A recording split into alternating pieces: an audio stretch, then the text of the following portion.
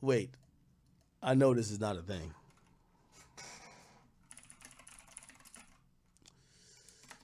I know this is not a thing. Whoever sent this to me, you know the crash out was gonna happen. No, yo, blame this on 4 grams. Somebody say Brandon Buckingham. Um, Apparently he went off on me. This is the guy who did the whole YBC, the YBC duel thing. He says Akademiks is really a fat drunk pussy for running right to his little stream after Dill died to say I'm not for the culture. I'm not into hip hop and I'm voyeuristic. When his woman beating bald ass, I'm not bald. What the fuck? I got mad here. I got more hair than you. Sits on a computer all day and afraid to go in any hood anywhere. Stay inside and keep talking shit from the comfort of your home. We're both civilians and I have 10 times the heart as your bitch ass. Brandon Buckingham, let me address you real clear. I'm gonna tell you why you're voyeuristic about all this. Because everything you showcased, you didn't just showcase, you didn't go into Philly with a camera, no jump cuts, and just walk around. You made it the most entertaining coonery that we could possibly see that would jump off the page. Those moments of, yo, my op's right there. Like, that's what you wanted to show. Here's what I wanted to, you see when you say you're for the culture? You the last one. Let me tell you this. I'm the last nigga who interviewed PNB Rock. It fucked me up when he died. I was close with X and he died. Here's the thing. Since you shot a whole motherfucking documentary with him being so tough and you laughed while there's serious ramifications, go do the same at his funeral. If you got all the heart, go do the same at his funeral. Bring the camera, go to his funeral, and crack the same jokes. That's what I'm saying. I only spoke like that because I'm a man who did something. I did the war in Chirac, and I was a lot removed. I learned a lot as a man. And I'm not speaking as if I'm holier than thou, but I do understand the other side. The cameras don't come out at the funeral. You were laughing with the nigga. Oh, word, what? Like you were hyping it all up. You won't be at the funeral hyping it. Will you show him in the casket? You won't. All you do is run to another Philly rapper hoping that OT7 Quality call you that you could do the same thing. And then the whole city gonna try to kill him. What I'm trying to say is this. If your contributions, and I don't know you too well right now, you're coming off like Andrew Calla, whatever his name is. He asked me to do a thing on the war in Chirac. And I understand how y'all try to do this little white boy, I'm keep gonna call it voyeuristic. I'm gonna keep calling it voyeuristic. Because you know why you get to do that? There's no nigga that's in this damn culture. Me, Joe, Charlemagne, anybody who's black that could go in somebody's hood and do what we see Vice do and what you do. With no threat of our lives being endangered afterwards. I say that because what you do, I will not even conflate or get confused with somebody like rest in peace Zach TV. What I see Zach TV did, and God rest his soul, I would never say that about Zach TV. Zach TV was really living it. I'm not saying I lived it with these niggas. Zach TV was really living it. He wasn't just like, well, I'm passing through. Zach TV was really out there. I see DJU in them. They're doing it. I see even 16 shot them. They're not showing up with and putting out a trumped up version of what real street beef is. I'm telling you this not because I want to beef with you, nigga, because you ain't nobody. Boy, you was cold as ice. The last time I seen you, you was flexing on camera talking about Sneeko, nigga. You was cold as ice, living in a 1-bedroom apartment. I looked on your channel today. You get millions of views. All your videos say you chilling with Crips, you chilling with this. Boy, my content, I'm glad I grew up past that. Because every time I used to do news videos and I had to report that nigga died, it didn't feel too good with me. It didn't feel too good with me. And that's the growth I had to do as a reporter and as a man. So like even with this Philly shit now, you know, YBC Dill wanted to do an interview with me. And I said, what are we talking about? I said, we talking about, you know, the Meek stuff, maybe people not giving you the chances, whatever. He wanted to diss his ops. I said, whoa, what's going on? Say, yo, I'm the biggest killer in Philly. I said, nah, I'm good. So all I'm trying to tell you, sir, you made an entertaining video. I want to see a video. Let me go back to your channel. I want to see a video like this at the funeral. I want to see this type of shit at the funeral. The same shit you did here. Young men are being rude. You see this? Will you put up a video of how they killed him? Because that's how you're getting these views, nigga. There's nothing wrong with you doing content. There's nothing wrong with you doing content. I'm giving you advice because I existed in a portion of this hip hop shit and watched it. I give advice to everybody. I give advice to Trap Lord Ross. I tell Trap Lord Ross, he's really delicate though. Like, you watch a 3-hour, 4-hour Trap Lord Ross video, he ain't gonna just be like, oh yeah, this guy was a serial killer and this is great. He tells you, yo, there's a lot of families that are grieving. This is not good, but this is a reality. But even then I tell Trap Lord Ross, I said, hey, you should look into, there's a lot of other stories that don't consist of killers. Like, you know, there's stories of executives and stories of people who have really, like, yo, the story of Lil Bibby is an amazing story. If y'all really want to get into it, like Lil Bibby, a nigga who literally was one of them niggas, Chirac Savage, bro, he's one of the biggest businessmen right now. That nigga signed Juice WRLD. That nigga is the guy. It would be interesting to see if, like, you know, some of the documentarians, and this is what I'm saying to you, Brandon Buckingham, the people, the new young, you see, I don't hate on young niggas covering hip-hop, but Brandon Buckingham, like, me and you in hip-hop can't even talk. Nigga, I'm numero uno, nigga, you're just a bum. You can't even talk to me, period. But I try to give advice for the people who, and by the way, it's not because you're white. That's another thing, too. It's not because you're white. No. We're in an era where the content we all put out, we're the new mainstream. So, you know, even when, say, Adam does something wrong, I can't, what do you think, I'm going to put Adam's, you know, bend Adam over paws and spank him? No, like, I try to give him some advice, like, yeah, I might not agree with that. You think I'm like, when I'm texting Adam, like, yo, fuck you, Adam? Nah, I'd be like, Adam, I ain't agree with that, but it's all good. Like, we're all learning. Like, I'm not perfect neither, but I try to just give advice. What I'm saying is this, Brandon Buckingham, Philadelphia is a war zone. I'm not blaming his death on you neither. Definitely not. Of course not. You didn't, of course not. I would never, they did that to me with Chicago. I'm trying to give you grace. What I'm trying to tell you is that when I watched your content, you did 30 minutes about this whole beef, and you showed us everybody who got shot, all the gunshot wounds, and you had this look on your face the whole time. Like a gopher. Like, I get it. But what I want to implore you to do, add some humanity to it. Just add some humanity to it. That's one thing you'll realize. I don't know if hip-hop paid your bills. I don't know if hip-hop took you out of a certain situation. I don't know if hip-hop did. Hip-hop did all that for me and for everybody around me. So these days when I cover shit, even if some of this shit is really negative, you have to add some humanity to it. Not everything is jump cuts. I just want to say that to you. Not everything is jump cuts of ignorance. And you could hate me all you want, but the next time you go into one of these cities and grab OT7 Kwani, this is what you should do, my nigga. How about you go sit with his family for a second and not talk about crime and murder and just see who he is. Just see who he is. See how this murder rate is really affecting the people in the community. Just see how that is. Just balance it out. This is my personal opinion. You could say, fuck you, nigga, didn't you do Warren? Again, as I said, that's something I've learned. I've always said I did the Warren Chirac wrong.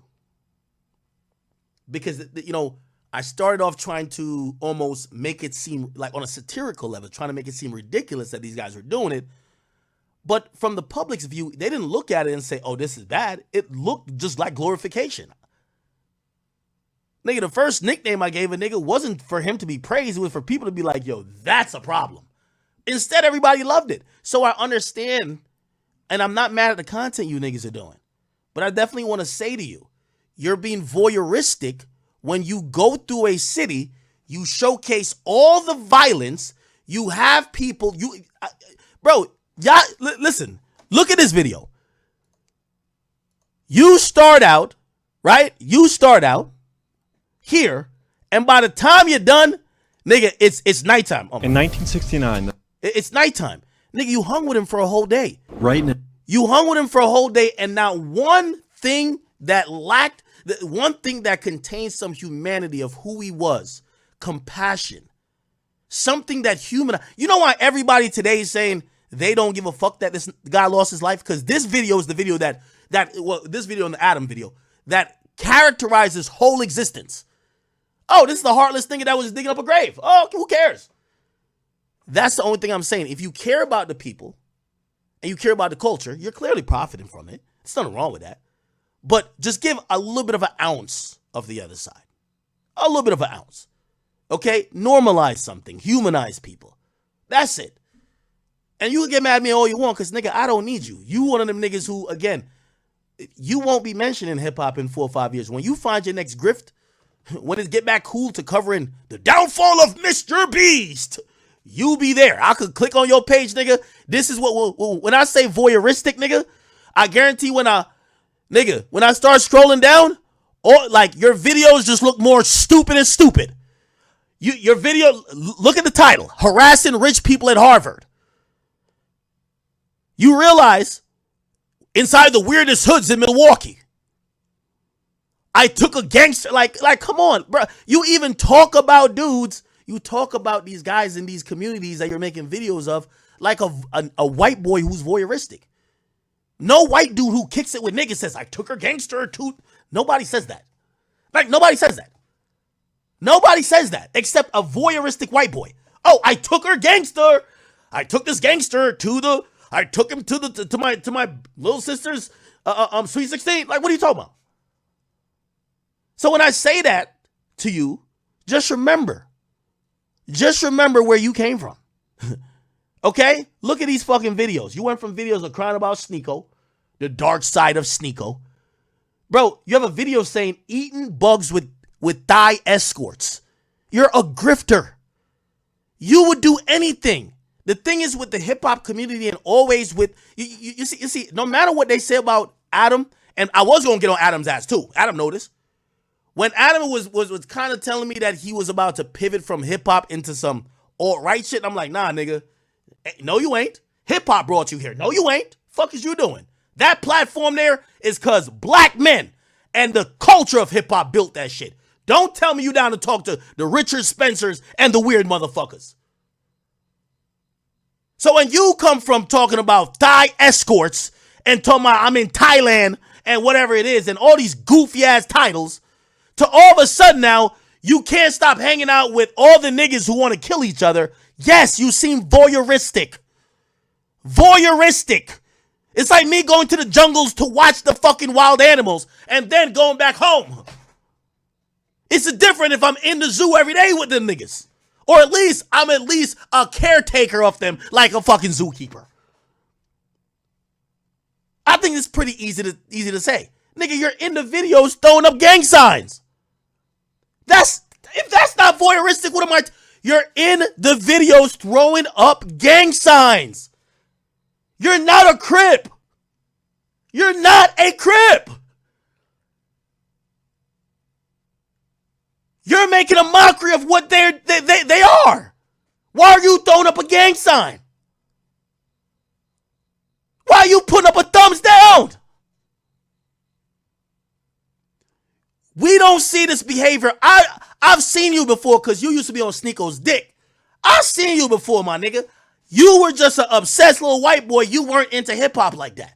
So what I'm saying is when you come into hip-hop and a nigga like me give you some constructive criticism, boy, shut your fucking ass up, nigga, and listen.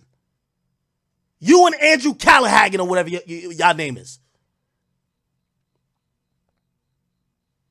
And this is coming from the nigga who took every arrow for all you fuck niggas. For every nigga right now that be doing videos on beefing and whatever, I took them arrows. I went on Clubhouse multiple times defending with. This is why niggas like even, which by the way, I think he does it right. Like Trap Lord Ross, it's an easier path for what he does. Nigga, I took them arrows. Because covering hip hop in a certain way, when people come from those communities, they have questions. And I could have just said, oh yeah, you niggas is pussies. That's what you're saying to me. But I look to understand them. All right, let me see what y'all are saying. Let me see how I could make it something that, And it went to the point I said, bro, I definitely made a mistake with the war in Chirac. I didn't cover it right.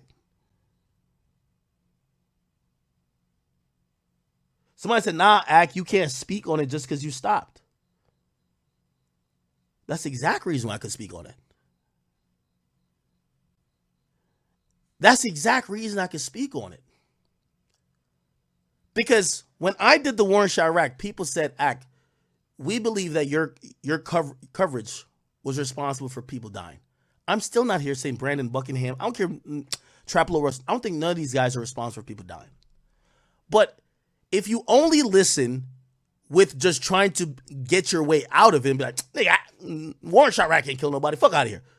You're going to miss the point. And the overall point that everybody from Chicago, and I agree, they made to me was, Ak, you did cover Chicago, and the tone seemingly was like it wasn't someone that was even culturally involved. It felt like you were someone just almost shining the light to poke a fun without having any constructive side of it. And there are people, you know, I'm pretty sure YBC Dull's family were happy when the video came out. And I'm pretty sure the dad is probably thinking today, like, I wonder if that played a part. I don't think it played a part. I would never say this guy was responsible for murder. I think that's so crazy. So my criticism to him is that, brother, we're all making content. You should keep making content. And if this is the content I think you're a grifter. Just because I really don't think that you would cover hip hop if it's not profitable.